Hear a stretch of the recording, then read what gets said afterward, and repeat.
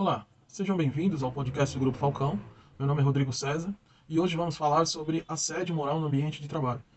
Para me ajudar no debate, estará comigo meu amigo Roberton e o nosso convidado de hoje é o psicólogo Cleiton Alves Firmino.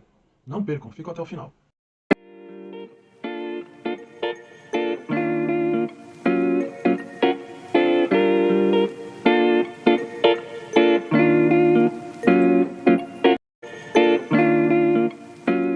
Para mais um episódio do podcast do Grupo Falcão.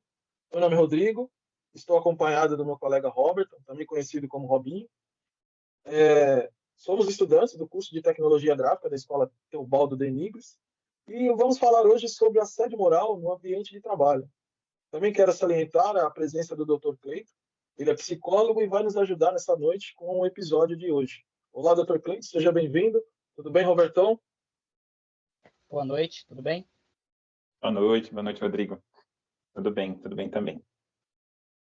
Então, continuando aqui, eu vou dar um breve relato sobre o que é o assédio moral. O assédio moral é a exposição de alguém em situações humilhantes e constrangedoras. Situações essas repetitivas e prolongadas. Geralmente, tal expressão se refere a atos ocorridos durante a jornada de trabalho, no exercício de suas funções.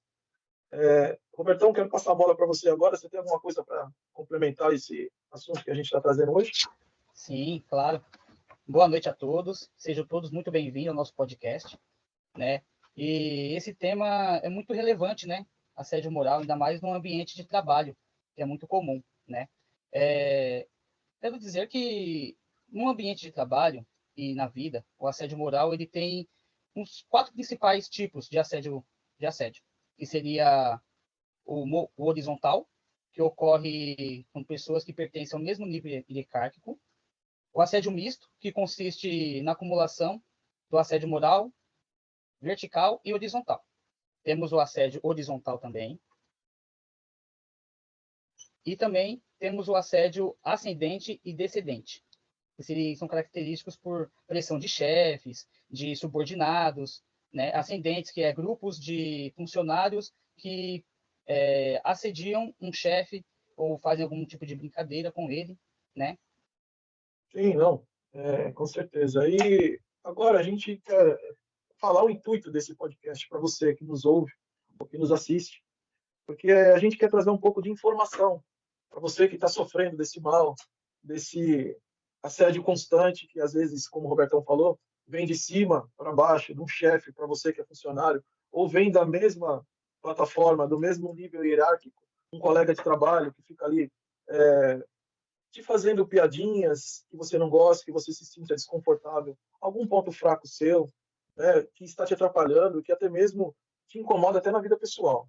A gente vai fazer aqui uma bateria de perguntas para o doutor, para você poder também ouvir e tirar qualquer tipo de dúvida, se isso estiver acontecendo com você no seu ambiente de trabalho, para que a gente possa te orientar um pouco e que você possa buscar ajuda. Boa noite, Dr. Cleiton.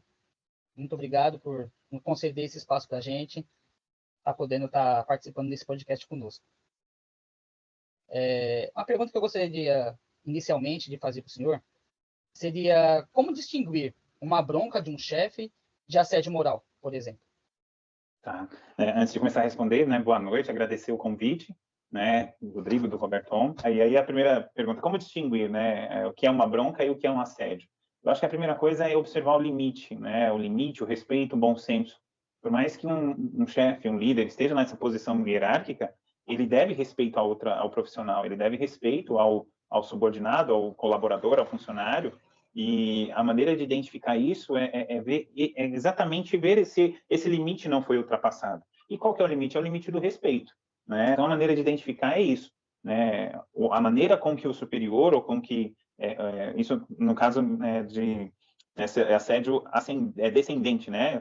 Do maior para o superior para o funcionário, Isso, vamos dizer assim. E pegando o gancho que o senhor falou aí, doutor, sobre orientação, como que a gente pode diferenciar o assédio moral do assédio sexual? Tá? O assédio moral, como vocês bem descreveram, né, é aquela ofensa de longo prazo, que acontece repetidamente, né, que parece que muitos chamam de perseguição, tá pegando no pé, né? Então, aquilo acontece todo dia, toda hora, a mesma pessoa, o mesmo grupo, acaba sendo, por diversas vezes, questionado, ofendido, né, sendo colocada à prova do seu profissionalismo, da sua pessoa mesmo, repetidamente, como vocês escreveram aí os 4 tipos de assédio moral também, né, isso num ambiente de trabalho, ou no ambiente ou em função do ambiente, porque muitas vezes você exerce o seu trabalho fora do ambiente empresa. Então, de repente, você tem uma viagem, você vai fazer uma visita, você tem uma filial, N motivos. Você está fazendo uma entrega, por exemplo, né? E você não está no ambiente de trabalho, mas está tá prestando serviço para a empresa, né? De qualquer maneira. Então, o assédio sexual, né, é quando tem um constrangimento da pessoa, né? Quando uma pessoa constrange a outra, procurando ter favorecimento sexual. Né? E aí já é numa questão que vai além, ao meu ver, tão importante quanto, né? Tão digna de atenção quanto o assédio moral, só que ela já vai além porque ela rompe, né? Rompe uma barreira ali. Né? Então, a questão sexual, para obter vantagem sexual, sem o consentimento da pessoa. Né? E aí é uma brincadeira, é um toque, é um passar de limites também. Uma coisa é você fazer um elogio, né, de maneira cordial e gentil, outra coisa é você fazer o mesmo elogio com uma conotação diferente, né? Seja homem, seja mulher, claro que é muito mais comum nós vermos esses casos direcionados à mulher, né? A questão sexual, do assédio sexual direcionado à mulher, né? Então tem muita diferença, né, entre um elogio e um assédio. Aproveitando aqui que a gente está falando sobre colegas de trabalho, o mais indicado, eu devo levar o assédio para o RH da empresa quando acontece esse tipo de coisa, antes de levar para as autoridades? Isso também é uma questão bem interessante, porque dependendo do nível de assédio, né, seja moral, ou a gente falando da questão do sexual, né, existem leis formalizadas para isso, às vezes não cabe nem o RH, a pessoa não consegue ir até o RH. E já cabe sim uma ação, uma questão de abrir um boletim de ocorrência. Né? Então, dá para atravessar, romper os limites do RH. Claro que tem que se observar também a política da empresa, qual a conduta que a empresa costuma tomar. Né? E isso pode variar. Tem empresas que têm um olhar para isso, para o RH, para o recurso humano, né? Que tem capacitações, treinamentos e olha para o humano da pessoa. Então, tem essa liberdade, né? Talvez empresas até que tenham um canal exclusivo para esse tipo de situação. Né? Fica até uma dica, né? O RH ter esse olhar, né, para o tipo de assédio. Se a empresa tem essa abertura, esse olhar, é interessante levar ao RH, porque eu acredito que o RH não vai encobrir, né, uma vez que a empresa tem essa política. Então, tanto o assédio moral como o assédio sexual dá sim para ser levado ao RH, porém, em alguns casos, é possível romper aí o RH. Doutor, levando em consideração a questão que o senhor falou, como a gente consegue diferenciar essa questão, assim, sabe? De ter o olhar de saber até onde pode ser uma brincadeira, até onde pode ser um assédio moral, que pode estar me afetando, assim, o que a pessoa em si pode estar imaginando disso. O olhar tem que se colocar primeiro na vítima da brincadeira.